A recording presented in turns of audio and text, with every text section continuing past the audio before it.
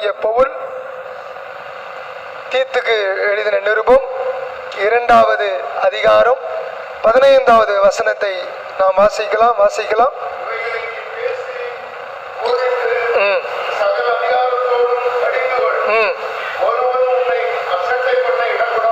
ஒருவனும் உன்னை அசட்டை பண்ண இடம் கொடாது இருப்பாயாக.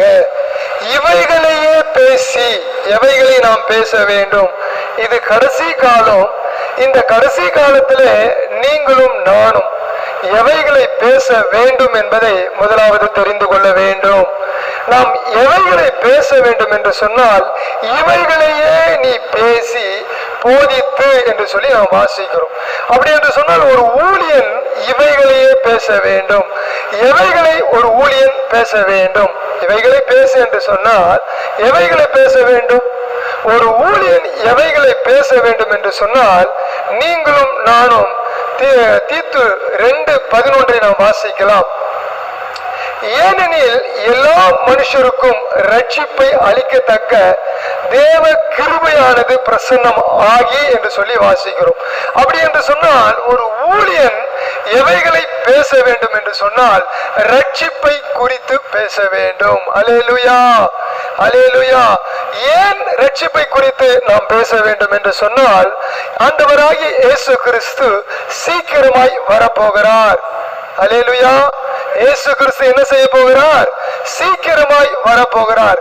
ஆகையினால் நீங்களும் நானும் ஒரு ஊழியக்காரன் இவைகளையே பேச வேண்டும். எவைகளை பேச வேண்டும் என்று சொன்னால், ஆண்டவராகிய இயேசு கிறிஸ்து சீக்கிரம் வரப்போகிறார். ஆண்டவராகிய இயேசு கிறிஸ்து சீக்கிரம் வரப்போகிறார் என்று சொன்னால் ரட்சிப்பை குறித்து பேச வேண்டும். ரட்சிப்பு என்று சொன்னால் என்ன என்று சொன்னால், பாவத்தில் இருந்து ஒரு மனிதன் ரட்சிக்கப்பட வேண்டும். பாவம் என்று சொல்வது என்னவென்று சொன்னால், தேவனுக்கு பிரியம் இல்லாமல் நடக்கிற எல்லா காரியங்களும் பாவம். அல்லேலூயா, அல்லேலூயா. தேவனுக்கு பிரியம் இல்லாமல் நடக்கிற எல்லா காரியங்களும் பாவத்தை குறிக்கிறது.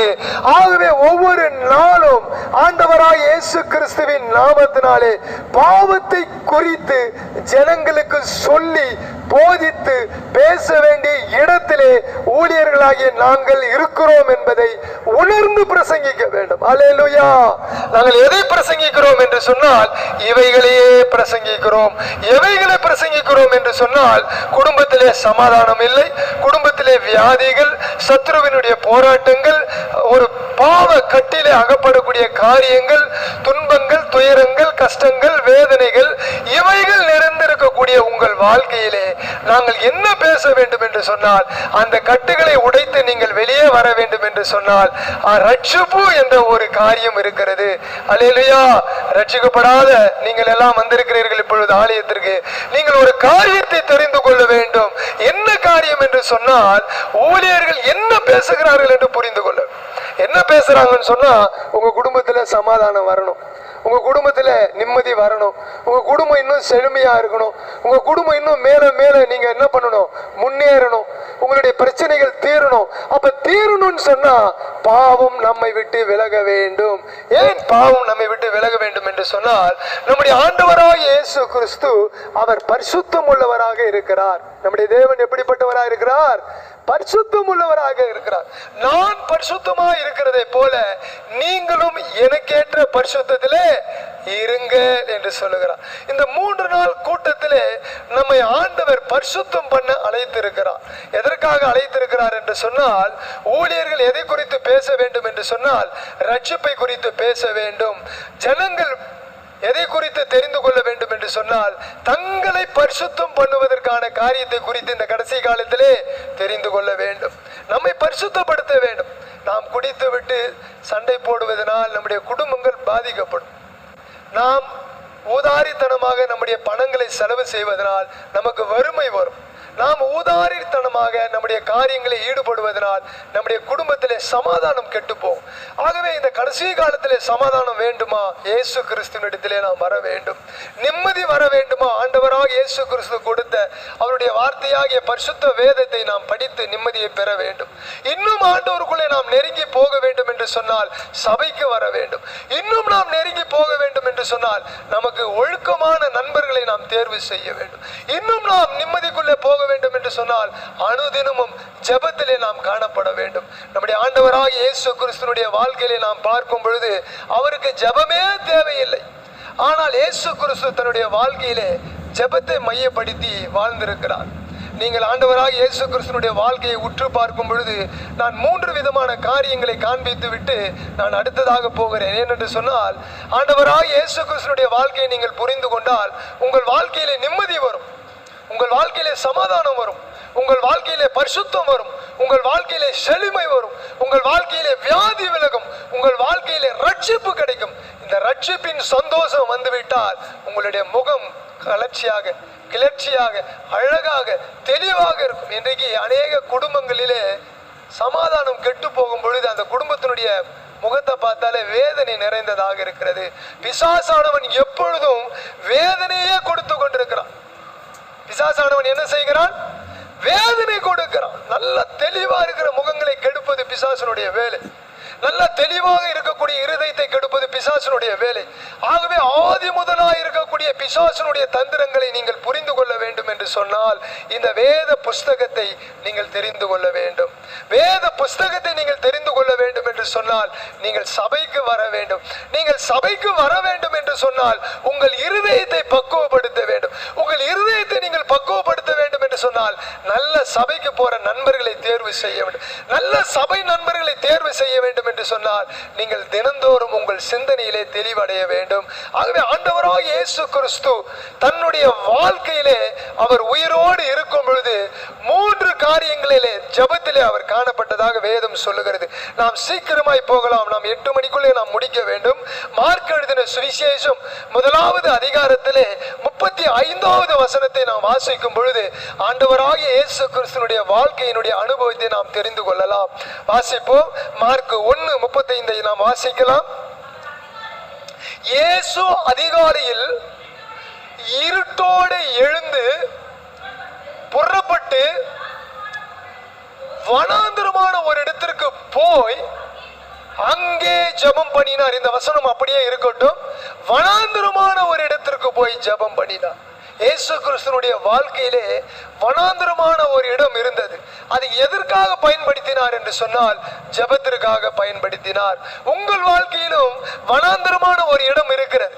அந்த இடத்துல நீங்கள் எதை வைத்திருக்கிறீர்கள் என்று சொன்னால் ஜெபத்தை வைத்திருக்கிறீர்களா அல்லது துக்கத்தை, கஷ்டத்தை, வேதனையை, துன்பத்தை, துயரத்தை, அசிங்கத்தை, அவமானத்தை இதை வைத்திருக்கிறீர்களா என்று சொல்லி நீங்கள் சிந்திக்க வேண்டும். எல்லாருடைய வாழ்க்கையிலே வனாந்தரம் என்று சொல்லக்கூடிய ஒரு இடம் இருக்கிறது. அது காலியாக இருக்கிறது.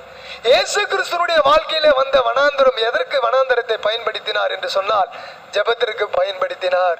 நீங்களும் நானும் வனாந்தரத்திலே எதை பயன்படுத்தி கொண்டிருக்கிறோம்? நம்முடைய வெறுமையான வாழ்க்கை, நம்முடைய வேதனையான வாழ்க்கை, நம்முடைய கஷ்டமான வாழ்க்கை, நம்முடைய கண்ணீரான வாழ்க்கை, இவையெல்லாம் எதை காட்டுகிறது என்று சொன்னால் வனாந்தரத்தை காட்டுகிறது. இந்த வனாந்தரமான இடத்திலே நீங்கள் எதை செய்ய வேண்டும் என்று சொன்னால் ஆண்டவராக இயேசு கிறிஸ்துவை போல நீங்கள் தனித்து போய் ஜெபிக்க வேண்டும். அல்லேலூயா. நீங்கள் ஜெபிக்கிறவர்களாக இருப்பீர்கள் என்று சொன்னால் உங்கள் வனாந்தரம் செழுமையாக மாறும். உங்கள் வனாந்தர வாழ்க்கை மாற வேண்டும் என்று சொன்னால் ஆண்டவராக இயேசு கிறிஸ்துவை நீங்கள் பின்பற்ற வேண்டும். ஆண்டவராக இயேசு கிறிஸ்து எப்படி வேதம் சொல்லுகிறது? அவர் அதிகாலையிலே இருட்டோடு எழுந்து புறப்பட்டு வனாந்தரமான ஒரு இடத்திற்கு போய் அங்கே ஜெபம் பண்ணினார். உங்கள் வாழ்க்கையிலும் என்னுடைய வாழ்க்கையிலும் வனாந்தரம் காணப்படுகிறதா? நீங்களும் நானும் துக்கத்திலும் துயரத்திலும் வேதனையிலும் கஷ்டத்திலும் இருக்கிறோமா?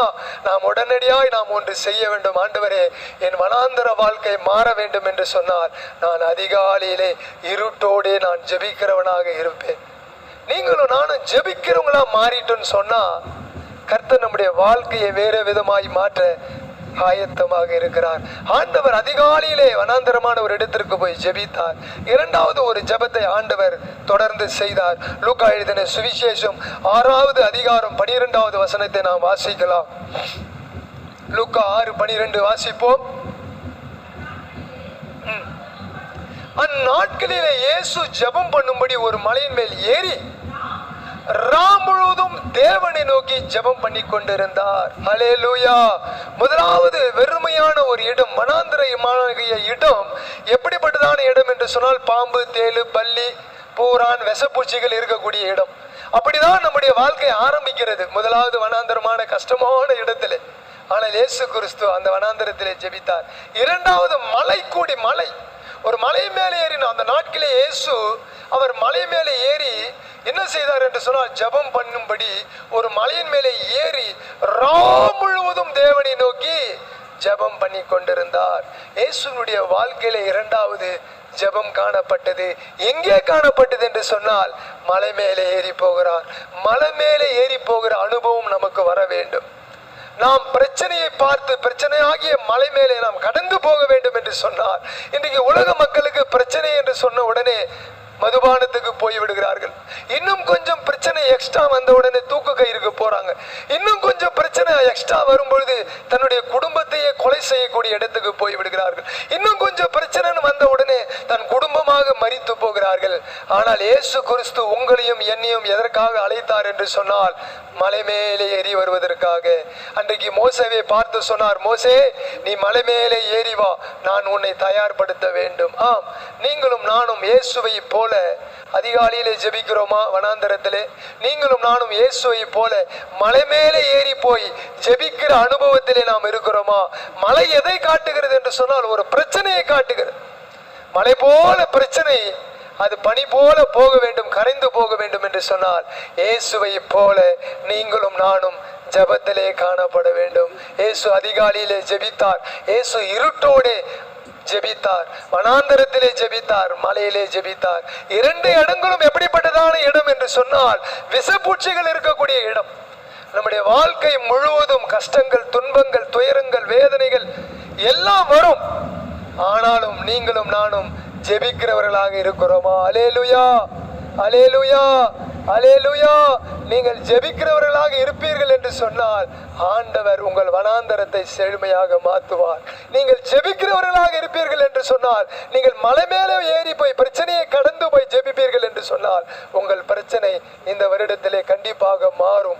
இந்த நாளிலே கண்டிப்பாக மாறும். அது டைவர்ஸாக இருந்தாலும் மாறும், அது சொத்து பிரச்சனையாக இருந்தாலும் மாறும், அல்லது உங்களுடைய கஷ்டமாக இருந்தாலும் மாறும், அல்லது உங்களுடைய வியாதியாக இருந்தாலும் மாறும். இவைகளிலிருந்து நீங்கள் மாறி வெளியே வர வேண்டும் என்று சொன்னால், ஆண்டவராகிய இயேசுவை போல நீங்கள் ஜெபிக்கிறவர்களாய் காணப்பட வேண்டும். நான் இரண்டு விதமான ஜெபத்தை சொன்னேன். ராம் முழுவதும் ஜெபித்தார், வனாந்தரத்திலே ஜெபித்தார், பகலிலே ஜெபித்தார். இன்னொரு ஜெபத்தை நான் காண்பிக்கிறேன், வாசிக்கலாம். மார்க் எழுதின சுவிசேஷம் 14வது அதிகாரம் 38வது வசனத்தை நாம் வாசிக்கலாம். மார்க் 14:38. நீங்கள் சோதனைக்கு உட்படாதபடிக்கு விழித்திருந்து ஜெபம் பண்ணுங்கள். ஆவி உற்சாகம் உள்ளதுதான், மாம்சமோ பலவீனம் உள்ளது. ஆம், உங்களுடைய வாழ்க்கையில மாம்சம் எப்பொழுதும் பலவீனமானது.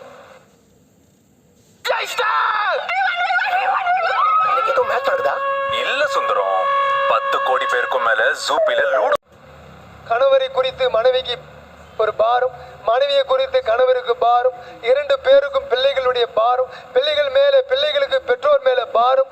வேதனை நிறைந்த இந்த வாழ்க்கையிலே மாமிசம் எப்பொழுதும் பலவீனமாது. பிரைஸ் தி லார்ட், அல்லேலூயா. என்ன கவனிங்க, மாம்சம் எப்படிப்பட்டது? பலவீனமானது. ஆனாலும் நீங்களும் நானும் சோதனைக்கு உட்படாமல் ஜெபிக்க வேண்டும். சோதனை எதை காட்டுகிறது என்று சொன்னால், இந்த உலகத்தில் அநேக சோதனை உண்டு. பக்கத்துல அக்கத்துல நம்மளை பார்த்து ஒரு மாதிரியா பேசுவாங்க. பக்கத்துல அக்கத்துல இருக்கிறவங்க நம்மளை பார்த்து எப்படி பேசுவாங்க? ஒரு மாதிரியா பேசுவாங்க. இவங்கெல்லாம் சர்ச்சைக்கு போறாங்க, இவங்களும் இப்படி இருக்கிறாங்க, இவெல்லாம் எப்ப பார்த்தாலும் குடிக்கிறான், இவன் எப்ப பார்த்தாலும் சண்டை போடுறான். இந்த மாதிரியான பேச்சிலிருந்து நீங்களும் நானும் வெளியே வர வேண்டும் என்று சொன்னால், சோதனையிலிருந்து வெளியே வர வேண்டும். சோதனைக்கு உட்படாமல் விழித்திருந்து ஜெபிக்கணும் ஐயா, ஜெபிக்கணும். நீங்களும் நானும் ஜெபிக்கிறவங்களா இருந்தா நம்ம என்ன செய்வோம்னு சொன்னா, அதிகாலையில ஜெபிப்போம், இருட்டோட ஜெபிப்போம். என்ன பாருங்க குழந்தைய பார்க்காதீங்க, என்ன பாருங்க, விழித்திருந்து ஜெபிப்போம், சோதனைக்கு அகப்படாமல் விழித்திருந்து நாம் ஜெபிப்போம். அல்லேலூயா. நம்முடைய வாழ்க்கையிலே ஜெபம் எப்பொழுதும் இருக்க வேண்டும். அதனாலதான் அப்போஸ்தலனாகிய பவுல் தீத்துவை பார்த்து சொல்லுகிறார், இவைகளையே போதித்துக் கொண்டிருப்பா. எவைகளை போதிக்க வேண்டுமா? முதலாவது ரட்சிப்பை குறித்து போதிக்க வேண்டும். ரட்சிக்கப்பட்டவர்களுக்கு இரண்டாவது என்ன போதிக்க வேண்டும் என்று சொன்னால், அவர்கள் எப்பொழுதும் ஜெபிக்கிறவர்களாக இருக்க வேண்டும் என்று சொல்லி ஊழியன் போதிக்க வேண்டும். அடுத்ததாக வசனம் சொல்லுகிறது, வாசிப்போம். ரட்சிப்பை அளிக்கத்தக்க தேவ கிருபையானது பிரசன்னமாகி, நீங்களும் நானும் ஒருவனும் கெட்டு போவது தேவனுக்கு சித்தமல்ல. அப்ப நீங்களும் நானும் ரட்சிக்கப்படணும்னு சொல்லிட்டு ஆண்டவர் விரும்பி உங்கள் பக்கமாக கிருபையை அளிக்கிறார். கிருபை என்று சொன்னால் இரக்கத்தை கொடுக்கிறார், ஈவை கொடுக்கிறார், தயவை கொடுக்கிறார், அன்பை கொடுக்கிறார், பரிசுத்தத்தை கொடுக்கிறார், வேதத்தை கொடுக்கிறார், வசனத்தை கொடுக்கிறார், ஜெபத்தை கொடுக்கிறார், பரிசுத்த ஆவியை கொடுக்கிறார். உங்களையும் என்னையும் ஞானஸ்தானத்துக்கு நேராய் நடத்துகிறார். சபையிலே உங்களை பிள்ளைகளாக சேர்க்கிறார் என்பதை ஆண்டவர் இந்த நேரத்திலே அவருடைய பிரசன்னத்தையும் இரக்கத்தையும் ரட்சிப்பையும் உங்களுக்கு தருகிறார். அல்லேலூயா. அடுத்ததாக வசனம் சொல்லுகிறது, 1 தீமோத்தேயு 2:4 நாம் வாசிக்கலாம்.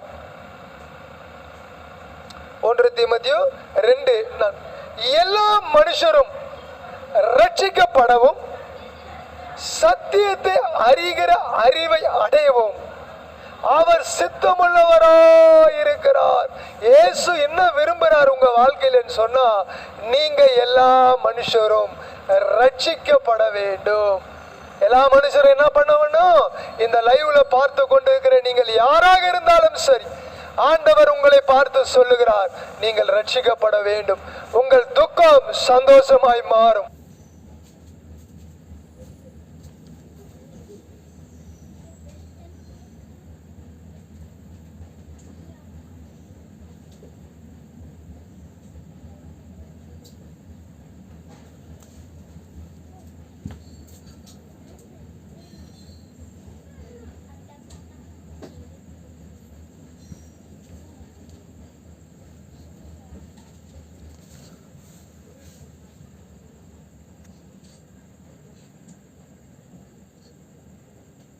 இருக்கக்கூடிய பிரச்சனைகள் தீரும், உங்களுடைய கட்டுகள் உடைக்கப்படும், உங்கள் வியாதிகள் விலகும், உங்களுடைய பாவங்கள் மன்னிக்கப்படும். கர்த்தர் உங்களை அழைத்து கொண்டிருக்கிறார். இயேசு கிறிஸ்து அன்பாகவே இருக்கிறார். இன்றைக்கும் அவர் உங்களை நேசிக்கிறார். இந்த உலகத்தில் உங்களை நேசிக்க யாரும் இல்லை என்று நீங்கள் நினைக்கவே கூடாது. இரட்சகராகிய ஆண்டவராகிய இயேசு கிறிஸ்து இன்றைக்கும் உங்களை நேசிக்கிறார் என்பதை நீங்கள் தயவு செய்து புரிந்து கொள்ளுங்கள். அதனாலதான் வேதம் சொல்லுகிறது, எல்லா மனுஷரும் ரட்சிக்கப்படவும் சத்தியத்தை அறிகிற அறிவை அடையவும் என்று வாசி. சத்தியம் எங்கே இருக்கிறது என்று சொன்னால், இந்த வேதத்திலே சத்தியம் இருக்கிறது. இந்த வேதத்தை நீங்கள் தெரிந்து கொள்ள வேண்டும். அன்பானவர்களே, வேத வசனத்தை நீங்கள் தெரிந்து கொண்டால் சத்தியம் உங்களை விடுதலையாக்கும். எதிலிருந்து விடுதலையாக்கும் என்று சொன்னால், போதைய வஸ்துக்கள் இருந்து விடுதலையாக்கும், விபச்சாரங்கள் வேசித்தனத்தில் இருந்து விடுதலையாக்கும், திருடிலும் பொய்யிலும் இருந்து விடுதலையாக்கும், தேவையில்லாத கோபத்திலிருந்து விடுதலையாக்கும், கஷ்டங்கள் துன்பத்திலிருந்து விடுதலையாக்கும், வியாதியிலிருந்து விடுதலையாக்கும், சத்துருவின் போராட்டத்திலிருந்து விடுதலையாக்கும். என் ஆண்டவராக இயேசு கிறிஸ்து இன்றைக்கும் உயிரோடு இருக்கிறார் என்று சொல்லி இந்த வேத வசனம் சொல்லி கொண்டே இருக்கிறது. 2000 ஆண்டுகளாக உங்களையும் என்னையும் ஆண்டவர் என்ன செய்கிறார் என்று சொன்னார், நேசித்து கொண்டே இருக்கிறார். இயேசு சீக்கிரம் வரப்போகிறார் என்று சொல்லி கடைசி காலத்தினுடைய அடையாளங்கள் எல்லாம் இன்றைக்கு நாம் என்ன செய்து கொண்டிருக்கிறோம்? யூடியூப்லையும் ஃபேஸ்புக்லையும் எல்லா வாட்ஸ்அப்லையும் எல்லாவற்றிலும் இயேசுவை குறித்து எச்சரிப்பு செய்திகளை பரிசுத்தவான்கள் தருகிறார். அதனால்தான் வேதம் சொல்லுகிறது, எல்லா மனுஷரும் ரட்சிக்கப்படவும் சத்தியத்தை அறிகிற அறிவை அடையவும் அவர் சித்தமுள்ளவராய், இயேசு சித்தமுள்ளவராக இருக்கிறார். நீங்களும் நானும் சபைக்கு வாங்க என்று சொல்லி கூப்பிடுவதற்கு காரணம் என்னன்னு சொன்னா, இயேசு விரும்புகிறார். யாரை விரும்புகிறார் ஐயா? இயேசு உங்களை விரும்புகிறார். சகோதரியே, இயேசு உங்களை விரும்புகிறார். சகோதரனே, இயேசு உங்களை விரும்புகிறார். அன்பான குழந்தையே, இயேசு உங்களை விரும்புகிறார். நீங்கள் படித்தவர்களாக இருந்தாலும் சரி, படிக்காதவர்களாக இருந்தாலும் சரி, இயேசு உங்களை விரும்புகிறார். உங்களிடத்தில் அழகு இருந்தாலும் இல்லாமல் போனாலும் இயேசு உங்களை விரும்புகிறார். நீங்கள் பணம் வைத்திருந்தாலும் பணம் இல்லாமல் போனாலும் இயேசு உங்களை விரும்புகிறார். சொல்லுகிறார், இயேசு உங்களை நேசிக்கிறார். அல்லேலூயா, அல்லேலூயா. நேசிக்கிற இயேசு இங்கே இருக்கிறார். அந்த இயேசுவை போதிக்கவே நான் ஊழியனாக இங்கே நின்று கொண்டிருக்கிறேன். அல்லேலூயா, அல்லேலூயா. என்னை குறித்து பேசுவதற்கோ எங்களை குறித்து பேசுவதற்கோ நாங்கள் வரவில்லை. இயேசு உங்களை நேசிக்கிறார் என்பதை சொல்லுவதற்காக நாங்கள் இந்த இடத்திலே வந்திருக்கிறோம். எல்லா மனுஷரும் ரட்சிக்கப்பட வேண்டும் என்பது இயேசுனுடைய சித்தமாக இருக்கிறது. அதனால்தான் எசேக்கியேல் 18:23 நாம் வாசிக்கும் பொழுது வேத வசனத்தை வாசிப்போம். எசேக்கியேல் 18:23. Hello, Moto. இயேசுவை போதிக்கவே நான் ஊழியனாக இங்கே நின்று கொண்டிருக்கிறேன். அல்லேலூயா, அல்லேலூயா. என்னை குறித்து பேசுவதற்கோ எங்களை குறித்து பேசுவதற்கோ நாங்கள் வரவில்லை. இயேசு உங்களை நேசிக்கிறார் என்பதை சொல்லுவதற்காக நாங்கள் இந்த இடத்திலே வந்திருக்கிறோம். எல்லா மனுஷரும் ரட்சிக்கப்பட வேண்டும் என்பது இயேசுனுடைய சித்தமாக இருக்கிறது. அதனால்தான் எசேக்கியேல் 18:23 நாம் வாசிக்கும் பொழுது வேத வசனத்தை வாசிப்போம். எசேக்கியேல் 18:23. துன்மார்க்கன் சாகிறது எனக்கு எவ்வளவு வேணும் பிரியமோ. வாசிப்போம். இல்ல, 18:23. 18:23 நாம் வாசிக்கும் பொழுது வேத வசனத்தை வாசிப்போம். எசேக்கியேல் 18:23. துன்மார்க்கன் சாகிறது எனக்கு எவ்வளவு வேணும் பிரியமோ. வாசிப்போம். இல்ல, 18:23. எசேக்கியேல் 18:23 வாசிப்போம்.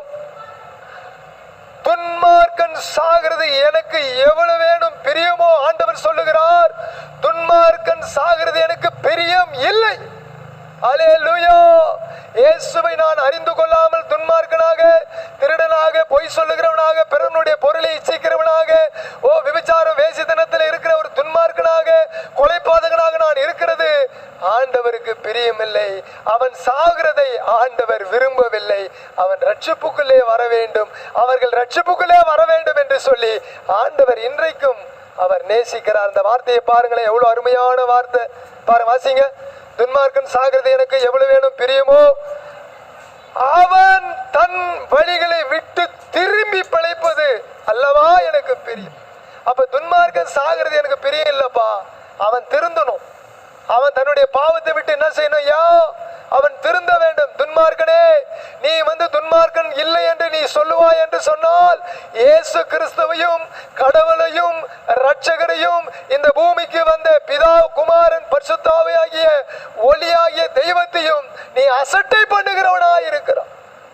நீ தெய்வம் என்று சொல்லக்கூடிய தெய்வத்தை நீ அசட்டை பண்ணுகிறான். ஏனென்று சொன்னால், தெய்வம் எதை பார்க்கிறது என்று சொன்னால் நீதியை பார்க்கிறது. தெய்வம் எதை பார்க்கிறது என்று சொன்னால் உன்னிடத்தில் உண்மையை பார்க்கிறது. தெய்வம் எதை நீ துரோகம் பண்ணுவது கடவுளுக்கு பிரியமில்லை.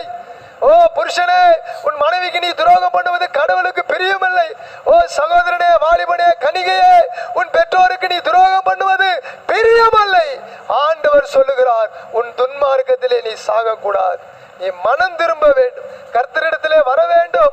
அவர் விரும்புகிறார், உன்னை நேசிக்கிறார், உன் மேல அக்கறை வைத்திருக்கிறார். அதனால்தான் தன்னுடைய ரத்தத்தை சிந்தி, கடைசி சொட்டு ரத்தத்தையும் சிந்தி உன்னை நேசித்து சிலுவையிலே பலியாகி உன் சாபங்களை எல்லாம் உடைக்கிறவராக இயேசு காணப்பட்டார். அல்லேலூயா, அல்லேலூயா சொல்லுவோமா? அல்லேலூயா சொல்லுவோமா? நீங்களும் நானும் ரட்சிக்கப்படலைன்னா எங்க கிடப்போம்? வேதனையில இருப்போம், துக்கத்தில் இருப்போம், துயரத்தில் இருப்போம், எங்கேயாவது ஒரு இடத்துல கிடந்திருப்போம்.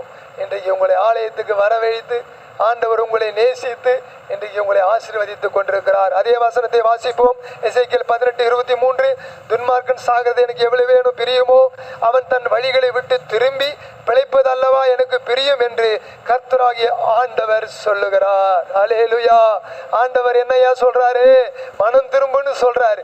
ஆண்டவர் என்ன சொல்றாருன்னு சொன்னா, என்னை நேசிப்பா, நான் தான் உனக்கு சுவாசத்தை கொடுத்தேன், நான் தான் உனக்கு அழகை கொடுத்தேன், நான் தான் உனக்கு அறிவை கொடுத்தேன், நான் தான் உனக்கு படிப்பை கொடுத்தேன், நான் தான் உன்னை வாழ வைக்கிறேன்.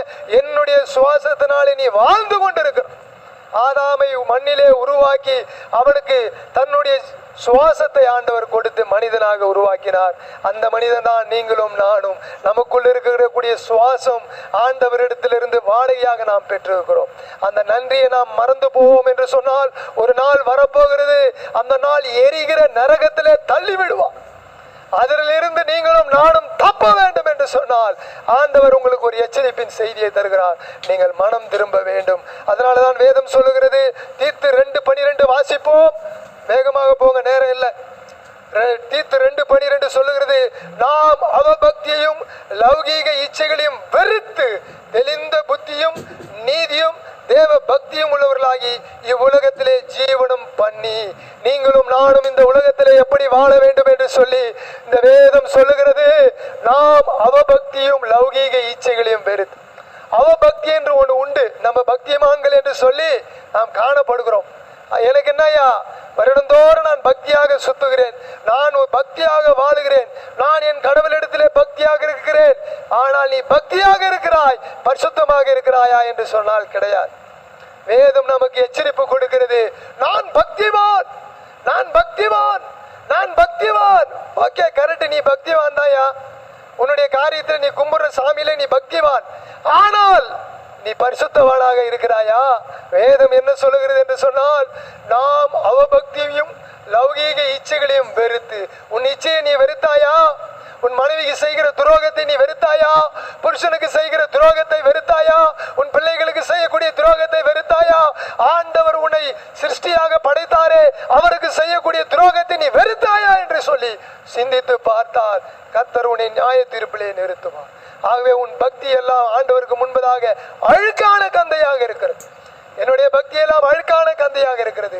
நீங்களும் நானும் மனம் திரும்ப வேண்டும் என்று சொல்லி ஆண்டவர் விரும்புகிறார். வேதம் வசனம் சொல்லுகிறது, நாம் அவபக்தியும் லௌகீக இச்சைகளையும் வெறுத்து. உங்கள் பாவங்களையும் என்னுடைய பாவங்களையும் நீங்களும் நான் என்ன செய்யணும்? வெறுக்கணுங்க, வெறுக்கணும்.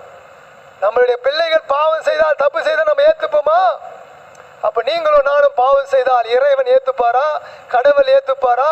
தேவன் ஏத்துப்பாரா? சகல சிருஷ்டி கர்த்தர் ஏத்துப்பாரா? இயேசு ஏத்துப்பாரா? இயேசு ஏத்துக்க மாட்டார். ஆகவே அன்பானவர்களே, ஒரே ஒரு வார்த்தையை பாருங்க, லௌகீக இச்சைகளை விட்டு நீங்க வெளியே வரணும். தெளிந்த புத்தியா இருக்கணும். வெறுத்து தெளிந்த புத்தியும் நீதியும் தேவ பக்தியும் உள்ளவர்களா இவ்வுலகத்திலே ஜீவனம் பண்ண. நம்ம இடத்துல நீதி இருக்குதா? நீதியா நம்ம எல்லாருக்கும் நன்மை செய்யறோமா? நான் பெரிய ஒரு அதிகாரியாக இருக்கிறேன், ஜட்ஜியாக இருக்கிறேன், நான் நீதியாக நீதியை செய்கிறேனா? நான் ஒரு மருத்துவராக இருக்கிறேன், நான் நீதி செய்கிறேனா? அல்லது நான் ஒரு பெரிய அரசாங்கத்தில் இருக்கிறேன், நான் நீதியாக நடந்து கொள்கிறேனா? அல்லது நான் லஞ்சம் வாங்காமல் நீதியாக என்னுடைய பணியை நான் செய்கிறேனா? இயேசு வரப்போகிறார், நியாயம் விசாரிக்க போகும். அல்லேலூயா. நீங்களும் நானும் ஆண்டவராக இயேசுவை தேடுவோம் என்று சொன்னால் வேத வசனம் சொல்லுகிறது, தெளிந்த புத்தியும் நீதியும் தேவ பக்தியும் உள்ளவர்களாய் இவ்வுலகத்திலே வாழ வேண்டும், ஜீவனம் பண்ண வேண்டும். கடைசியாக நான் முடிக்கிறேன். வேகமாக 2 வசனங்களை காண்பித்து விட்டு வாசிப்போம். தீத்து 2:13 வாசிப்போம். நாம் நம்பியிருக்கிற ஆனந்த பாக்கியத்துக்கும் மகாதேவனும் நமது இரட்சகருமாய் இயேசு கிறிஸ்துவினுடைய மகிமையின் பிரசன்னமாகுதலுக்கு எதிர்பார்த்து கொண்டிருக்கும்படி நமக்கு போதிக்கிறது. இரண்டாவது, நீங்க எதை போதிக்க வேண்டும் சொன்னா, எதை ஊழியக்காரன் போதிக்க வேண்டும் என்றால், இயேசு சீக்கிரம் வரப்போகிறார், நீங்களும் நானும் எச்சரிக்கையாக இருக்க வேண்டும். இதை குறித்து நாங்களும் நீங்களும் என்ன செய்யணும்? பேசிக்கிட்டே இருக்கணும். இயேசு வரும்போது அவருக்கு முன்பதாக நாம் நிற்க வேண்டும். நீதியுள்ள நியாயாதிபதி தராசிலே வைத்து நியாயம் தீர்க்க போகிறார். இந்த உலகத்தை இயேசு நியாயம் தீர்க்க வரப்போகிறார். எப்பேற்பட்ட மன்னாதி மன்னனும் தங்கபஸ்மம் சாப்பிட்டவனும் மண்ணுக்குள்ளே தான் போக வேண்டும். அவன் கண்டிப்பாக நியாய தீர்ப்பு நாளிலே நின்றுதான் ஆக வேண்டும். வேத வசனம் எச்சரிக்கிறது. ஆகவே நீங்களும் நானும் எச்சரிக்கையோடு இருக்க வேண்டும். அடுத்த 2 வசனத்தை வாசித்து முடிக்கலாம். அடுத்த வசனத்தை வாசிங்க. அவர் நம்மை சகல அக்கிரமங்களில் நின்று மீட்டு கொண்டு தமக்குரிய சொந்த ஜனங்களாகவும் நற்கிரிகளை செய்யும் பக்தி வைராக்கியம் உள்ளவர்களாகவும் நம்மை சுத்திகரிக்கும்படிக்கு நமக்காக தம்மை தாமே ஒப்பு கொடுத்தார். இயேசு எதற்காக அவர் ஒப்பு கொடுத்தார்னா, நற்கிரிகளை செய்வதற்காக. யாரு? நீங்களும் நானும் செய்யணும். எப்படிப்பட்டதான நற்கிரியைனா, பரிசுத்தமான நற்கிரியை. ஏதோ நான் நற்கிரியை செய்யறேன்னு சொல்லிட்டு என்கிட்ட இருக்கிற காசெல்லாம் தூக்கி காணிக்கை பெட்டியில போட்டு எக்கச்சக்கமான தூரத்துக்கு நான் நடைப்பயணம் செய்வதனாலோ எக்கச்சக்கமான காரியங்களை நான் செய்வதனாலோ நான் பரிசுத்தவான் கிடையாது. நான் நற்கிரியை செய்வேன், நல்ல காரியங்களை செய்ய வேண்டும். விதவைகளை தொலை கொடுக்க கூடாது. அப்பா அம்மா இல்லாத குழந்தைகளுக்கு தொலை கொடுக்க கூடாது.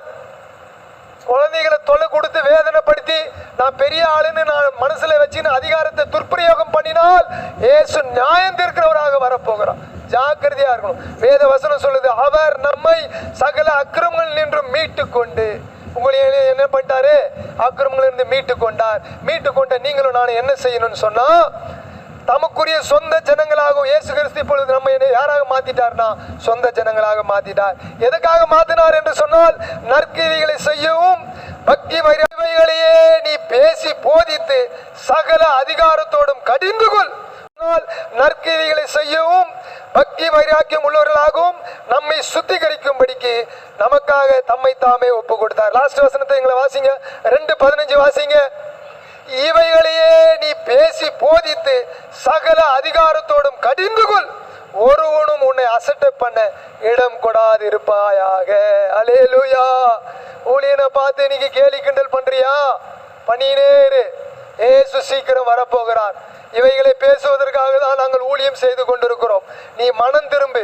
நீ மனம் திரும்பலன்னு சொன்னா ஏசு கிறிஸ்து சீக்கிரம் வரப்போகிறார். உன்னை நியாய தீர்ப்பிலே நிறுத்துவார், என்னை நியாய தீர்ப்பிலே நிறுத்துவார். என்னுடைய கிரியைக்காகவும் என்னுடைய பலனுக்காகவும் ஆண்டவர் நியாய தீர்ப்பு என்று உன்னை வைத்திருக்கிறார். நான் எதையெல்லாம் செய்யறனோ அதையெல்லாம் நியாயம் தீர்க்க இயேசு வரப்போகிறேன். நான் நல்ல காரியங்களை செய்தால் இயேசு கிறிஸ்து என்னை நல்லபடியாக நியாயம் தீர்ப்பார். அதுக்கு 3 காரியங்களை நான் செய்ய வேண்டும். முதலாவது, உன்னை ஒப்பு கொடுக்க வேண்டும். எங்களை நாங்கள் ஒப்பு கொடுத்தோம். இரண்டாவது, நாங்கள் எங்களை ஞானஸ்தானத்துக்கு ஒப்பு கொடுத்தோம். நீங்களும் ஞானஸ்தானத்துக்கு ஒப்பு கொடுக்க வேண்டும்.